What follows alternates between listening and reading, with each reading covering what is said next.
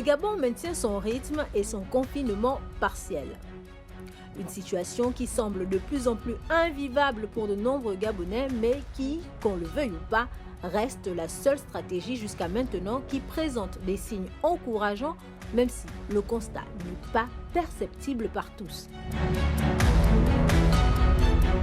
Cette stratégie, utilisée par de nombreux pays, a la particularité de freiner la progression du coronavirus, même si elle a également cette autre particularité, celle d'asphyxier l'économie.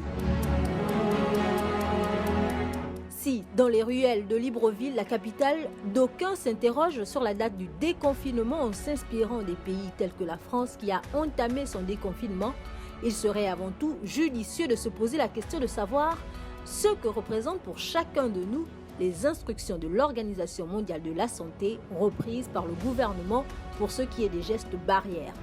On peut donc comprendre la réticence du gouvernement gabonais à aller vers un déconfinement pour éviter de prendre des risques.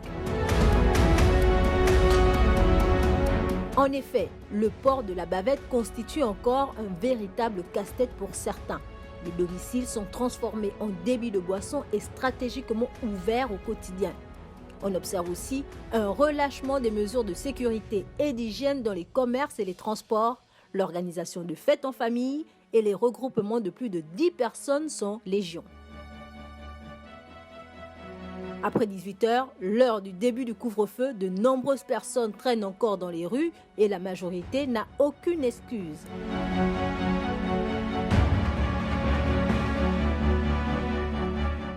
Si, jusqu'à ce jour, le gouvernement essaie de stabiliser la propagation de la pandémie, il n'en demeure pas moins que celui-ci déplore la perte de plusieurs de ses compatriotes.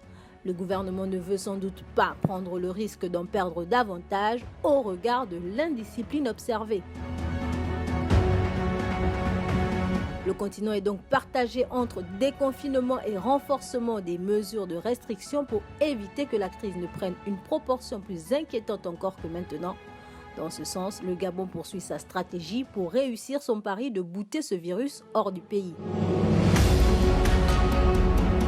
Selon le classement établi par le Centre africain de prévention et de contrôle des maladies, le Gabon occupe la 12e place des pays les plus touchés sur le continent avec 4114 cas confirmés et 29 morts.